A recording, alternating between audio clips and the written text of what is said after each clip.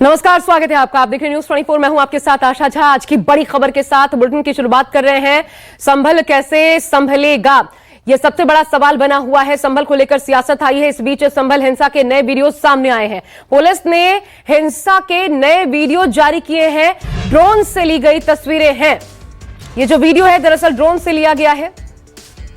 संभल हिंसा के मामले में नया वीडियो और इसके आधार पर अब तफ्तीश को आगे बढ़ाया जा रहा है। देखिए कैसे भारी तादाद में लोगों का जमावड़ा नजर आता है इस वीडियो में। ये 24 नवंबर की तस्वीरें हैं जब सर्वे की टीम पहुंची थी। उसके बाद अचानक से भीड़ यहां जुटना शुरू हुई।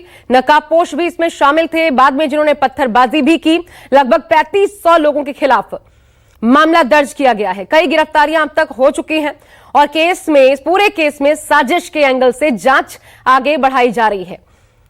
और जो सांसद हैं समाजवादी पार्टी के, मामला राजनीतिक हो चुका है, आप जानते हैं। इस पर वार पलटवार सियासी बयानबाजी जमकर हो रही है। सांसद समाजवादी पार्टी के, उनको भी नामजद आरोपी बनाया गया है।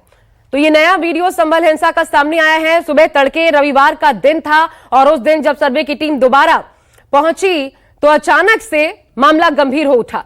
आगजनी, पथराव जमकर, जो इस ओर इशारा करते हैं कि पहले से पत्थर लाकर इकट्ठा किए गए थे। स्थानीय लोगों के साथ साथ न्यूज 24 जब ग्राउंड जीरो पर पहुंचा तो प्रशासनिक अधिकारियों के साथ साथ स्थानीय लोगों के भी बयान सामने आए हैं, जिन्होंने माना कि बाहर से भी उकसावा हिंसा को देने के लिए लोग इकट्ठा थे, यानी कि तैयारियां पहले से थीं। लेकिन पुलिस के एक्शन को लेकर सवाल बना हुआ है और एलआईयू खासकर ये पुलिस के लिए भी एक चिंता का प्रश्न है कि लोकल इंटेलिजेंस यूनिट, जिसके ऊपर पहली जिम्मेदारी होती है, क्योंकि पहला अगर सर्वे 19 तारीख को हुआ और दूसरा 24 तारीख को, तो 4 दिनों का वक्त था बीच में।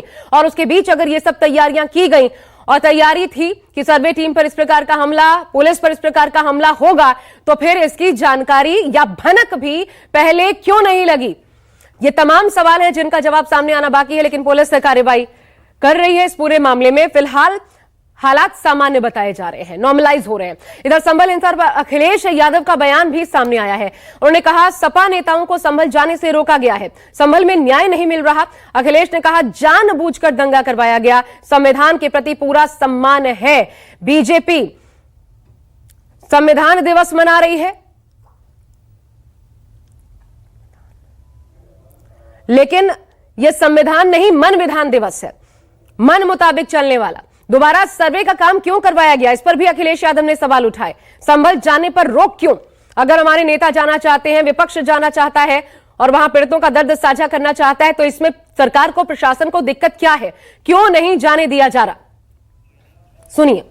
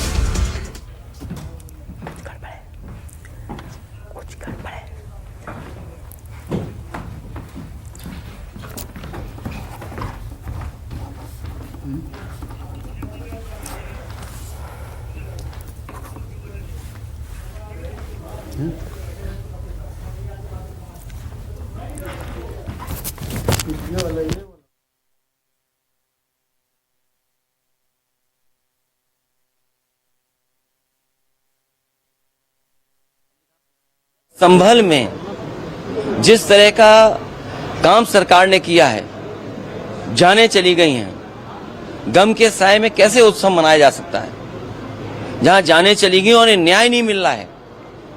तमाम हजारों लोगों को झूठे मुकदमे में फंसाया जा रहा है। वहां के सांसद, वहां के विधायक और उनके पुत्र पर झूठे मुकदमे लगाए रहे हैं। पूरी गलती है तो वो सरकार की है। सर्वे जब एक बार हो चुका था, फिर दोबारा सर्वे क्यों कर? तो सीधा पूरी जो कार्यप्रणाली है, जिस तरीके से जांच चल रही है, उन तमाम सवालों पर अखिलेश यादव प्रश्न पूछ रहे हैं सरकार से।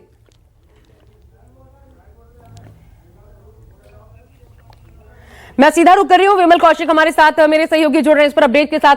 विमल, सबसे पहले ये बताइए अभी हालात कैसे हैं? इंटरनेट बैन किया गया था, उसको लेकर के क्या जानकारी है, और जहां ये पूरा घटनाक्रम घटा वहां पर स्थिति क्या है, प्रशासन क्या बता रहा है, आम लोग कितने सुरक्षित महसूस कर रहे हैं? मैं दोबारा विमल से जुड़ने की कोशिश करती हूं, संपर्क नहीं हो पाया है उनसे, लेकिन बड़ी खबर आपको बता दें, यह पूरा मामला सियासी हो चला है और इस पूरे मामले में दूसरी तरफ से जानबूझकर, एक तो अखिलेश यादव ये कह रहे हैं, इस पूरे मामले को लेकर कि चुनाव में जो धांधली हुई उससे ध्यान भटकाने की कोशिश है, दूसरी तरफ बीजेपी कह रही है। संभल हिंसा में जिन 4 की मौत हुई उन्हीं में से एक अयान जो है, हम उसके परिवार के साथ मौजूद हैं। उसके भाई अयान के कामिल मेरे साथ है। कामिल, अयान कब घर से गया था और आपको कब ये पूरी घटना की जानकारी हुई? ऐसे अयान 10 बजे घर से गया था। घर से अपने बहन के घर को गया था, अनार वाली मस्जिद के नीचे, जामा मस्जिद से पहले जो मस्जिद है वहाँ पे वो जैकेट डालने के लिए गया था घर पे। जैसे वहाँ से भगदड़ मची, वो घर से बाहर निकला देखने के लिए, बोले ये भगदड़ कैसी मच रही है, और पीछे से पुलिस फायरिंग कर रही थी। हाँ, जैसे वो बाहर को निकला, पब्लिक तो भाग गई है, पब्लिक के नीचे पहले गिर के उठा, उठने के बाद में जैसे इन्हें पलट के देखा तो इसको गोली लगी। अच्छा, इसकी गोली लगी, ये वहीं गिर गया। जैसे 2 लड़के उठा के लाए, गली में छोड़ा उसको महासे में उठा कर लाया। अच्छा, हमारे साथ विमल जुड़ गए हैं, मैं विमल का रुख कर रही हूं। विमल, आपने जो बातचीत की है वहां पर स्थानीय से, हमने वो भी सुना, लेकिन मैं आपसे ये जानना चाहती हूं, अभी पहला तो अपडेट बता दीजिए विमल, वहां पर स्थिति क्या है, कितनी सामान्य है, लोग कितना सुरक्षित महसूस कर रहे हैं? दूसरा, क्या पक्ष निकल के आ रहा है, क्योंकि इस पर सियासत हो रही है, लेकिन सच जमीन पर क्या दिख रहा है?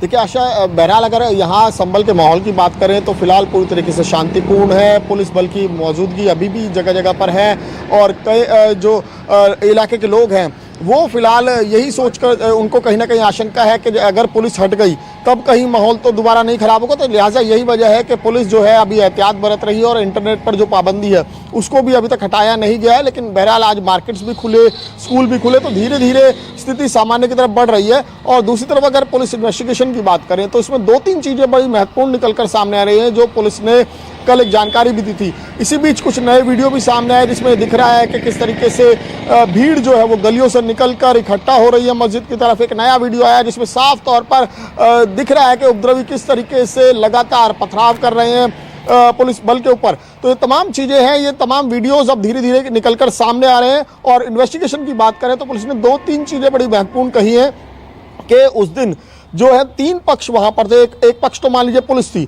और जो भीड़ भी थी वो भीड़ भी जो 2 अलग अलग हिस्सों में थी, यानी कि 2 अलग अलग पक्षों में थी। इस बात को बड़ा पुलिस जोर देकर कह रही है, जिसको लेकर कई सवाल भी खड़े हो रहे हैं, जिससे लोग सवाल ये उठा रहे हैं कि क्या पुलिस ये कह रही है कि लोगों ने आपस में लड़कर एक दूसरे को मार लिया, क्योंकि पुलिस पहले ही दिन से इस बात से साफ इनकार कर रही है कि पुलिस की तरफ से कोई भी फायरिंग नहीं की गई। पुलिस के पास केवल नॉन लीथल वेपन्स थे, उन्होंने रबड़ बुलेट चलाई, पैलेट गन चलाई, लेकिन गोलियां नहीं चलाई गई। आंसू गैस के गोले चलाए गए पर पुलिस की तरफ से कोई गोली नहीं चलाई गई। और जो 4 मौतें हुई है ये भी साफ है कि चारों की मौत बुलेट इंजरी से हुई है।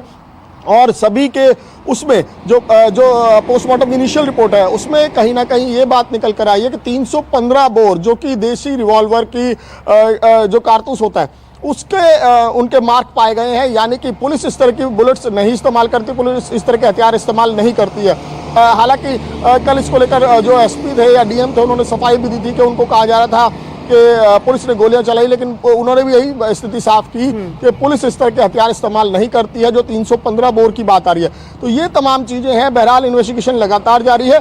25 लोगों को गिरफ्तार जो किया गया था उन सभी को कोर्ट में पेश किया गया, जहां से उनको जेल भेज दिया गया। लेकिन अभी भी कई महत्वपूर्ण चीजें हैं जो उसमें सामने निकल कर आनी बाकी है कि आखिर वो 2 पक्ष क्या वो आपस में वहां पर अपने मनमुटाव को सुलझाने आए थे, या फिर वाकई में एक बड़ी साजिश थी जिससे कई अलग अलग तरह से भीड़ जो आई और उन्होंने इस पूरी तो दोनों पक्ष अलग अलग समुदायों से थे विमल, या फिर एक ही समुदाय के 2 पक्ष थे और दोनों के अलग मत थे?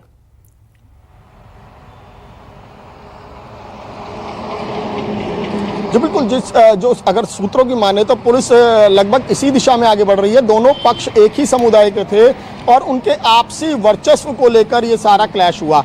हर कोई अपने नंबर बनाना चाहता था, वहां पर दिखाना चाहता था कि उसने कितनी भीड़ जुटाई, लेकिन जो भीड़ थी वो अवैध हथियारों के साथ लैस थी। उन्होंने जो पुलिस की तरफ फायरिंग की या पुलिस की तरफ उन्होंने पथराव किया या पुलिस पर हथियार चलाए, पुलिस की बाकायदा मैगजीन लूटी, पुलिस के हथियार लूटने की कोशिश की, ये तमाम चीज़ें हुई। लेकिन भीड़ इतनी ज़्यादा थी कि वहाँ पर जिस तरीके से फायरिंग हो रही थी, जिस तरीके से पुलिस लगातार जो बल का प्रयोग कर रही थी, आंसू गैस के गोले छोड़े जा रहे थे, रबर बुलेट्स चलाई जा रही थी, तो उस दौरान भीड़ में किसने किसको टारगेट किया ये बड़ा पहचानना बड़ा मुश्किल है, क्योंकि इलाके के तमाम सीसीटीवी को भी तोड़ा गया था बाकायदा एक साजिश के तहत, क्योंकि जहां से भीड़ आई थी वो तमाम सीसीटीवी को तोड़ती हुई आई थी।